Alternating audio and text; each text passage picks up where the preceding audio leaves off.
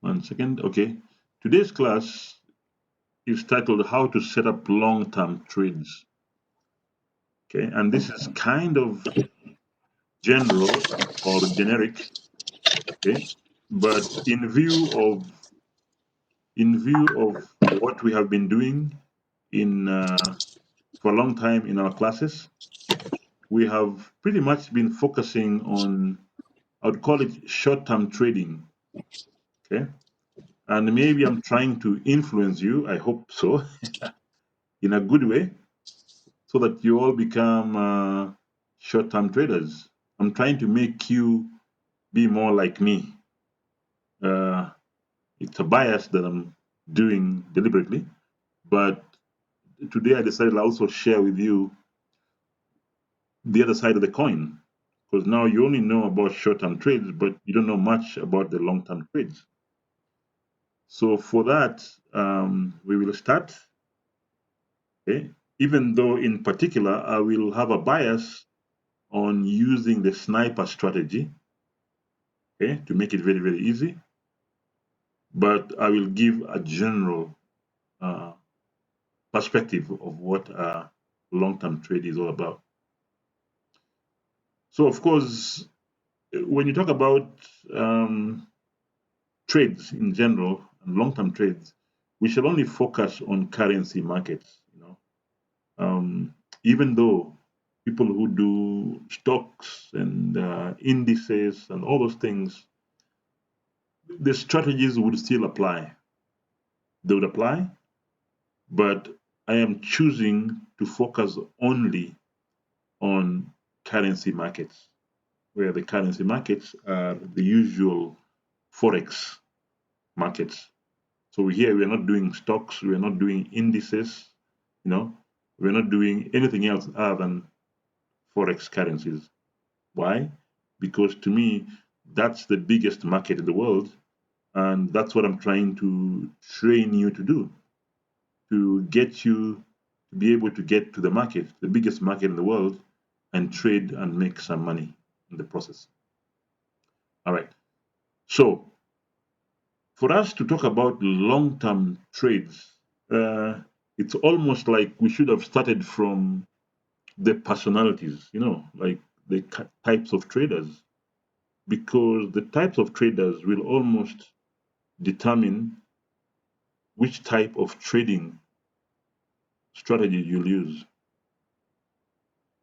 which means we need to go back and look at the types of traders, hence, what type of strategy fits particular type of trader. All right. So for that, I will share a slide, a website where, see if I can get it.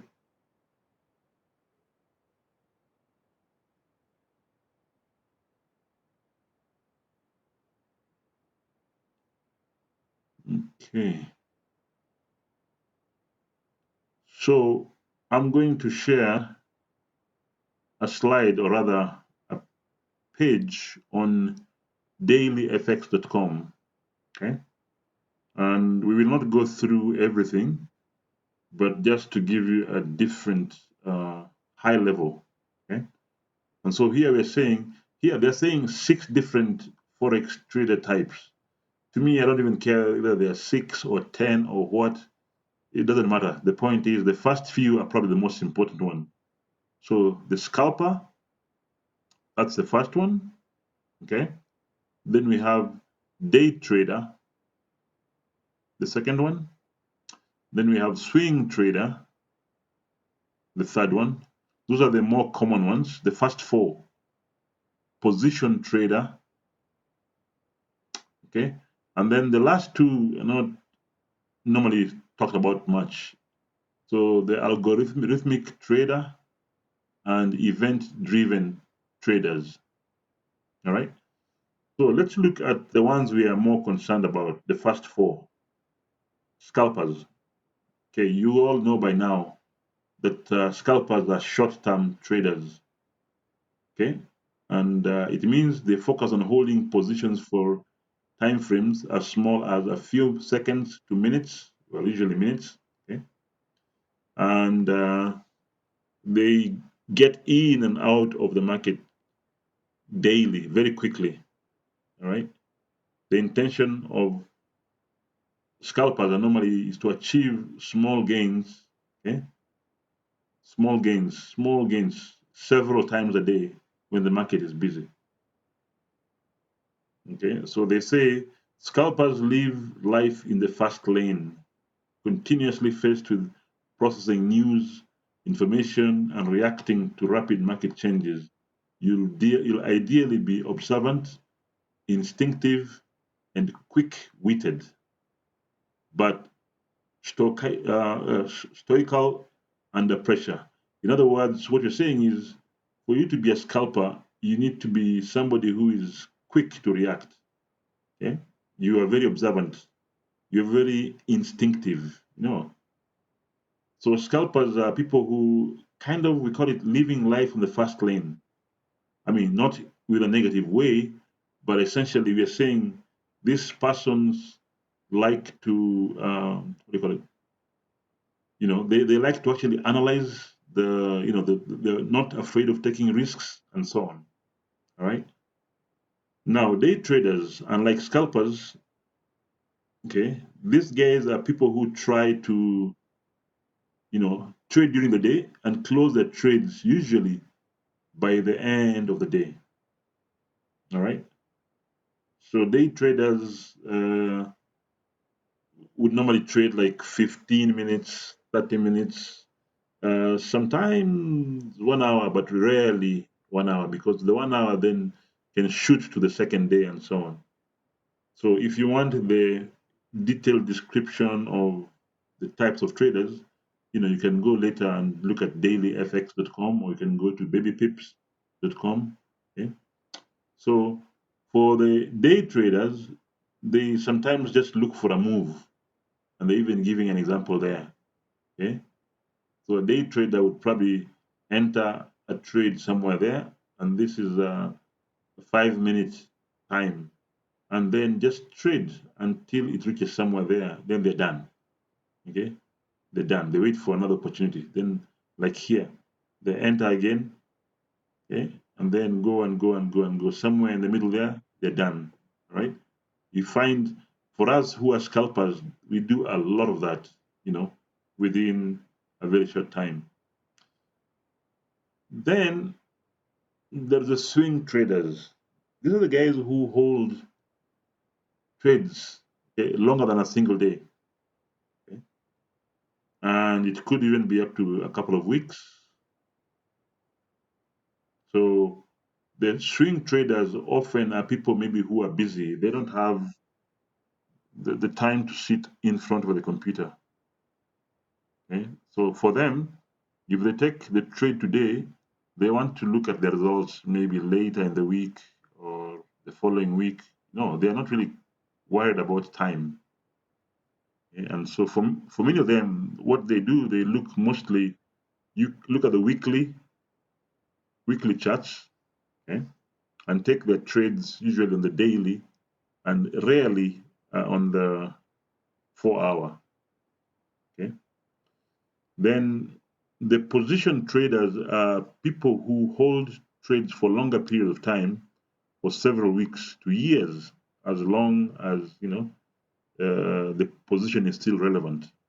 So they might decide that when the market reaches a certain low, a new low, and it starts climbing, then they want to climb it until maybe it goes halfway back. So it's just a position they take. But you need to have a very big account to make sure that happens. Otherwise, you'll be kicked out. Okay. So, having said that, what is my intent? My intention is to try and teach you how to. Well, I've talked about position. The other two are not very interesting. The algorithmic, okay, these are guys who use computer programs. Then event-driven traders, okay, these are guys who look for either fundamental or technical charts, like maybe news or something. Then they jump in and trade. But my focus today will actually be on the swing trader, okay, and the day trader. So for many of you who don't have the time to sit in front of the computer, but still wants to trade and wants to make at least some decent profit, all right?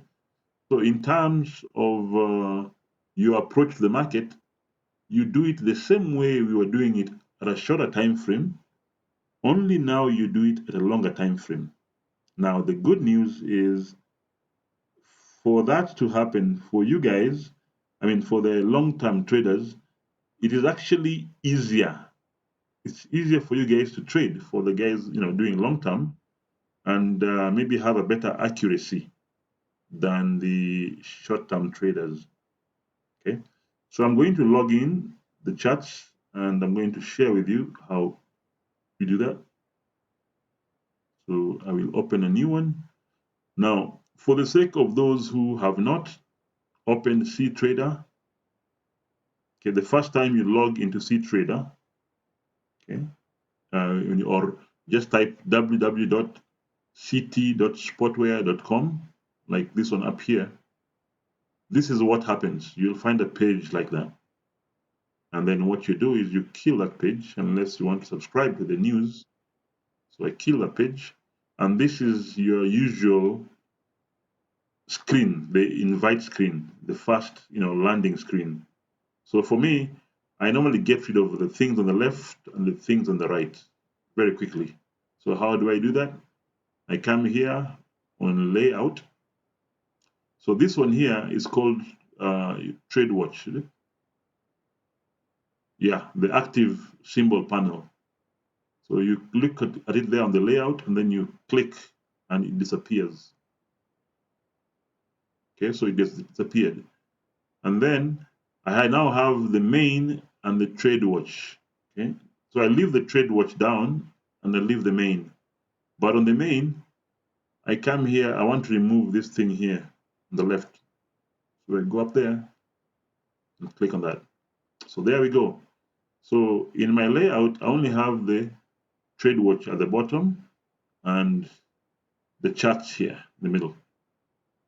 So let's pick one chart and let's pretend that's what we shall be using for now for the purpose of our class.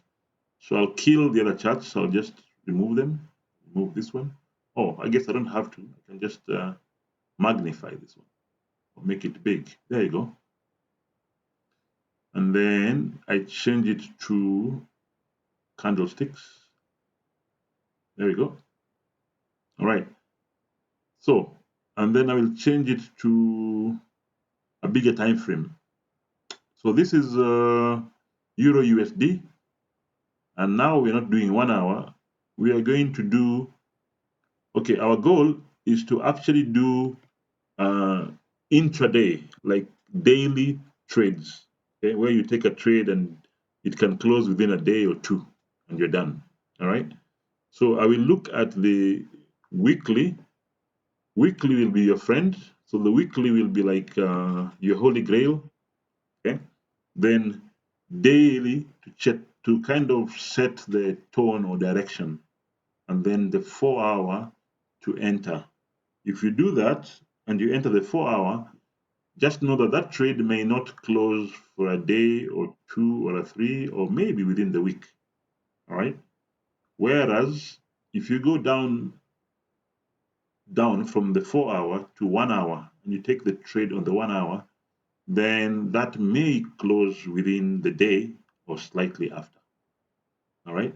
Within the day or slightly after. In other words, when you set it up, it's not guaranteed that your trade will trigger at that time. Why? Because maybe it's a pending order. Yeah. All right.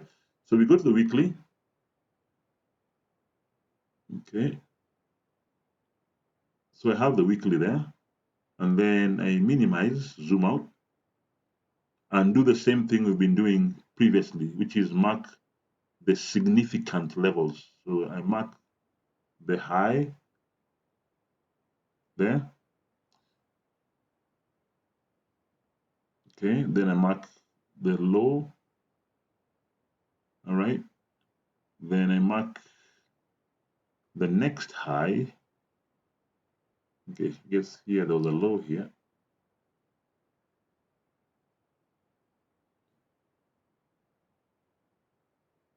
So remember, our goal is to mark places where the market seemed to have touched several times.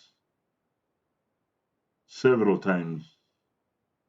So I think that should be okay.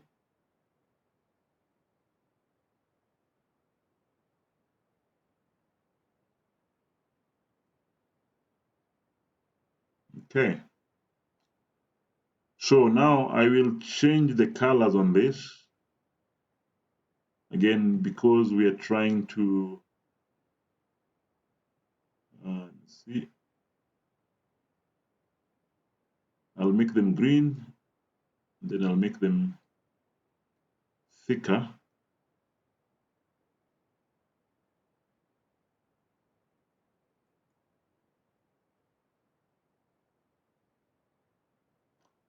Mm.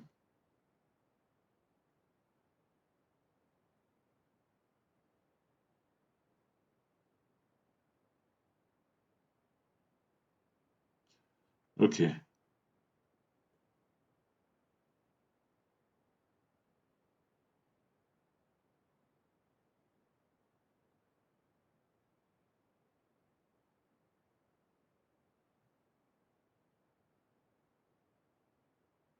So you do the same thing. My mouse is not being very cooperative here.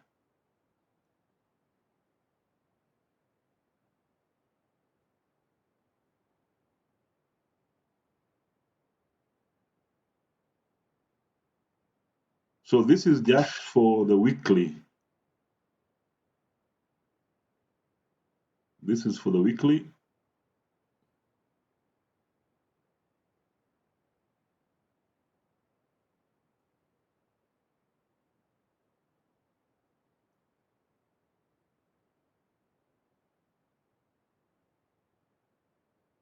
Okay. All right. Once we've done the weekly, then we come down to the daily. And then we'll do the same thing.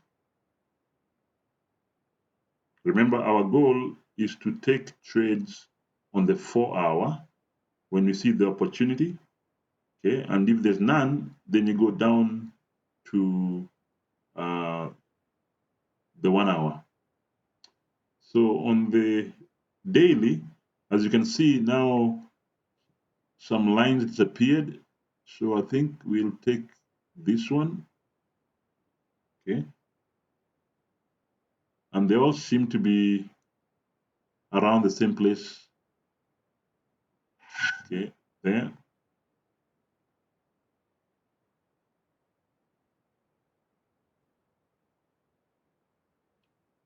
So because of you, some of you who have done this almost daily, you almost know you've marked this chart several times. You know how it looks like. Okay, and hopefully this weekly and daily, you almost have to do it just once, maybe once in a once in a week or once in a month on Sundays. You don't have to look at it again, for a while. Why? Because they don't change much. The market moves in between, but those significant points don't change much. If you go back in time, like maybe months ago, years ago, you'll find the market respects the same zones. So, okay,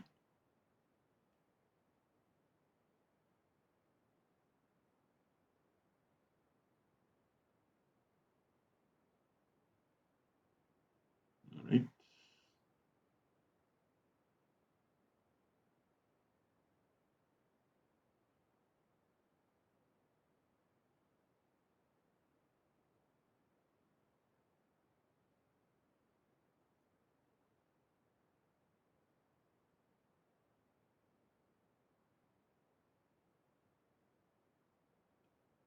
okay.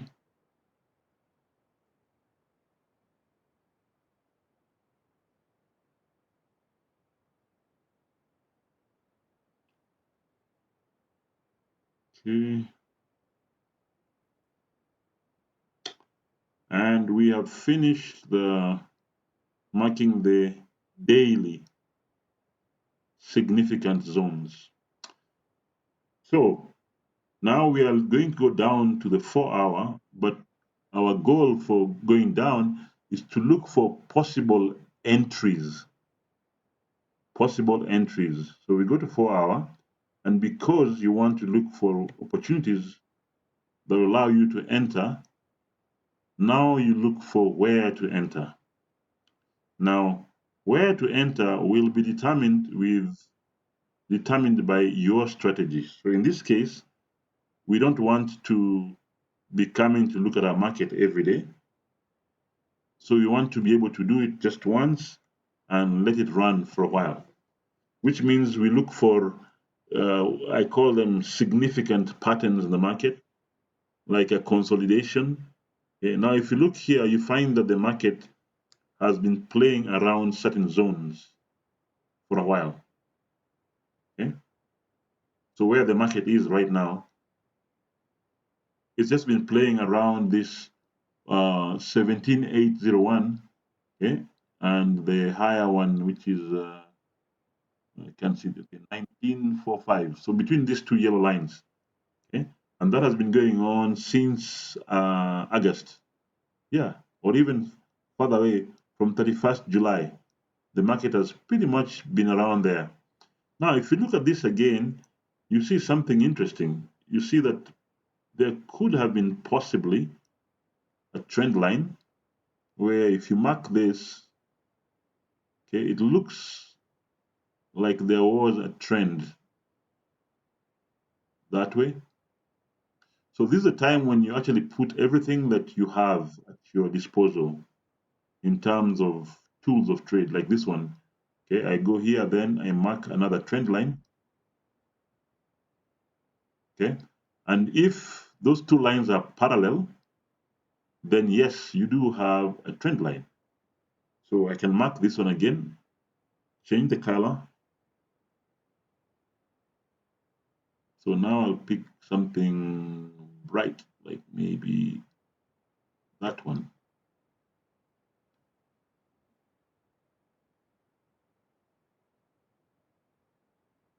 Okay. And then this one, the same thing.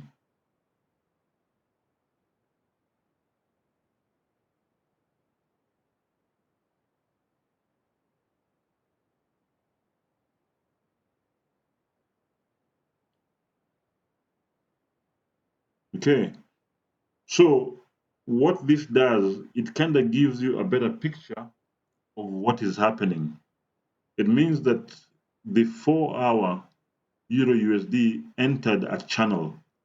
And this channel, as you can see, has it has a bit of an incline, like, going up gradually, slowly, except here that it broke down and now it went back into the channel. Often when it breaks down and gets back in the channel, it means it has changed its mind about going down. Because if it was going to go down, when it broke here, it would come and retest this point and then go down. But it has not done that. So it has gone back into the channel, which it's very likely that it will not be going down anytime soon. But what are the lessons to learn from here? It means there's resistance on that line, trend line. Okay, I mean, there's support there. Okay, and if it comes down, there's support over here. So it would have to have a lot of strength to go through this one and then go through that one. All right. So what would we be looking for? Now, as a sniper, for me right now here, there's no opportunity. When it was here, this was an opportunity to enter a snipe trade. Okay? Why? Because in a very short time, I think between August 20th and August 26th, for 6 days, it just went up, down, up, down, up, down. So right there, we could have put pending orders above and pending orders below. So how would we have done that? Okay, let me show you what we have done.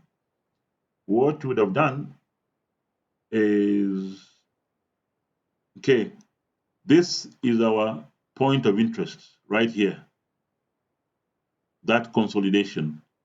Now, this would happen with a much higher accuracy than the lower time frame. Now, if you mark, you draw your rectangle here, I mean our box, the way we've been doing it, okay, it goes something like this.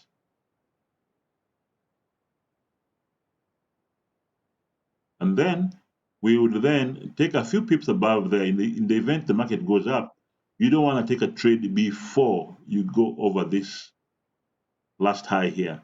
So your trade must be above that last high. Okay, so and now that we have a wick there, you'd probably take a trade somewhere above that wick.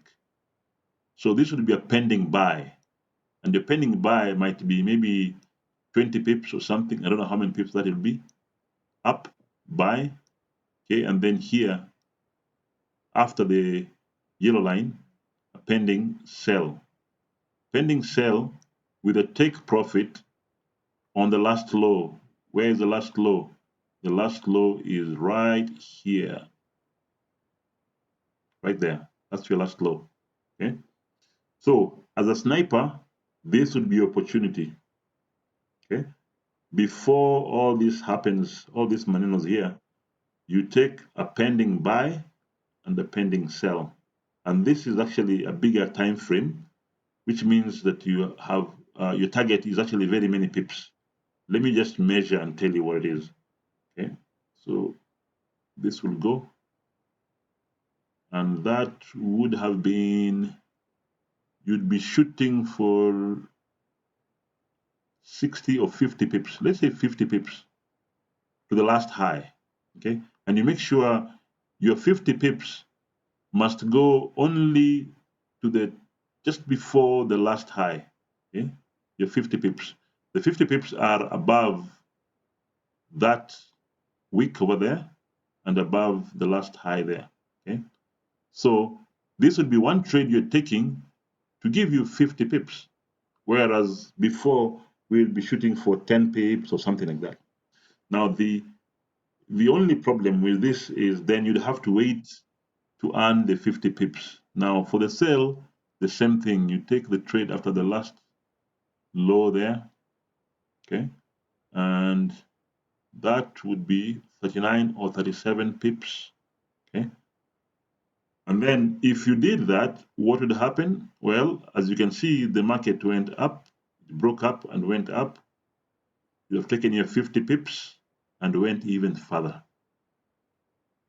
So the good thing is usually for a longer time frame, you can wait when it's about to take the 50 pips, you can look at the market and see that chances are it might break and continue going up, and you can move your take profit. You can move it up a little bit. That will be an extra 30, 35 pips. So 50 plus 30 pips, almost 80 pips. So you can take your first 50 pips, and then once you look at the market and you know that there is a trend line up there, you can let the market continue going up. So you move your take profit up. Now, when you do that, you actually you move your stop loss.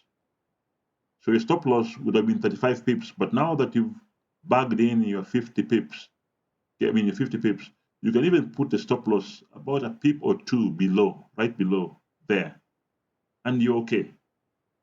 All right.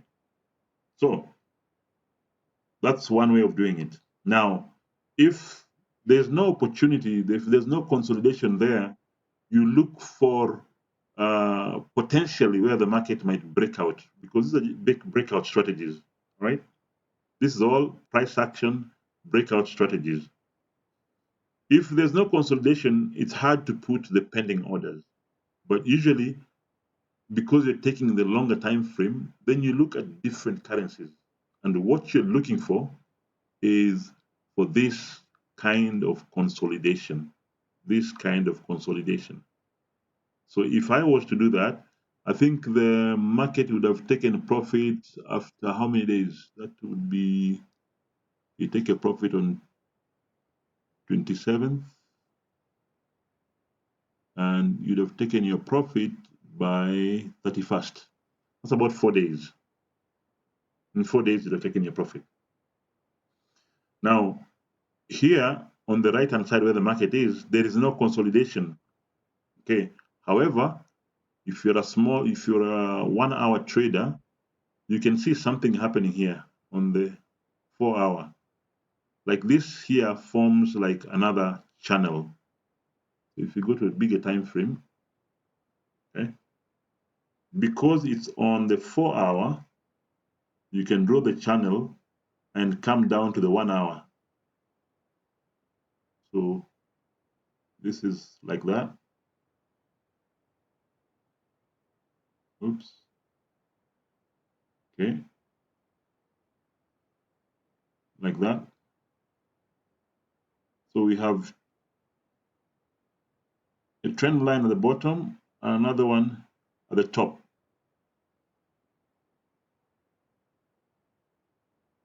So then you go to a lower time frame, which in this case, the 1 hour, and you can take trades there. But if you take trades there, that now becomes an intraday. It's more than likely to be done within the day because this is 4 hours. So we go down to 1 hour.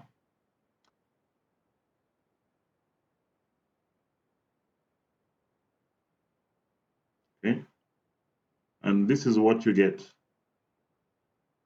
Okay. You get the market playing around this channel. So what you can do, unfortunately, because it is going down in its breakout, it will only break out up above this or below it, or it might consolidate. Okay, so here, if you really wanted, you can enter now with scalping on a higher time frame, like a 5-minute time frame. Okay, why? Because the market is playing between here and there, down here and down there, down here and down there. All right, so you can do scalps, but otherwise, on the 1 hour time frame, okay, you can enter a sell and wait, and maybe look at the last low and see where it is likely to. Okay, the last low is actually where this yellow line is. So for me, I would enter a sell once I confirm and put my take profit on this last yellow line. So that becomes, it could be live market, because there's no breakout, it's not a pending order. Yeah. However, if you look right there, right before that, there's opportunity for pending orders. Okay, this one here, the consolidation. So every time you see a consolidation, for us as snipers, that's an opportunity to go in and put pending orders. Okay, like today, right here, between this here and there, again, that is an opportunity for pending orders. You can put your lines there. So what am I saying? I can go to other charts and look for the opportunities. So here we are looking for opportunities on higher time frame. And when we see a consolidation, we can put pending orders. The consolidation, especially horizontal, where you can do buy and sell. When it's trending down or below, you can choose to buy when it's low and wait to take profit on the last high.